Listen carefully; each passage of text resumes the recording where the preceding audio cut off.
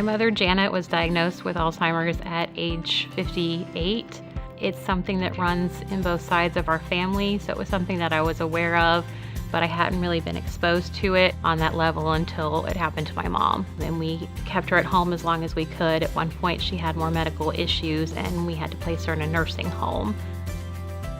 So when you're impacted by something like Alzheimer's disease, you want to make a difference, and you get involved in many ways. So we have volunteers who raise money through our programs. We have volunteers who lead education programs, who lead support groups. But we have volunteers who also are called advocates. And basically what that means is you are just willing to sit down across the table from someone who represents you and talk about your family, talk about the cause, talk about how it's impacted your life. My mother passed away in 2011. She suffered with Alzheimer's for about 10 years. I had been advocating at the state level for several years prior to that, participating in the memory walk, and I continued to do that after she passed. More recently, I've been fortunate to become a federal ambassador for District 10 in Ohio, and I'm able to take that advocacy even further.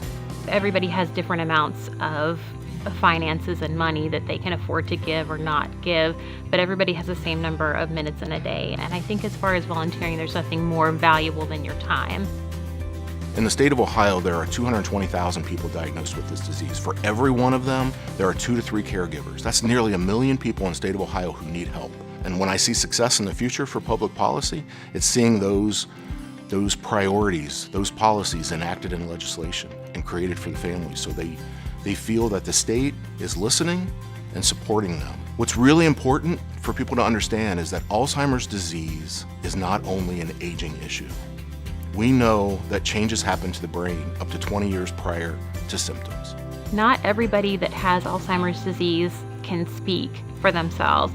I started doing this before my mom passed away, and after she passed away, I thought to myself, am I done with this? Do I want to move forward? And the right answer was yes, I need to move forward. So I've continued with the advocacy being one of my primary focuses with volunteering for the Alzheimer's Association. I want to do more, I want to be more.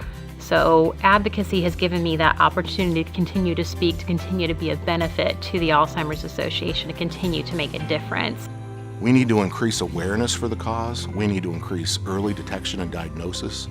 We need to build a dementia-capable workforce across the state. We need to enhance care in the home and in other residential settings.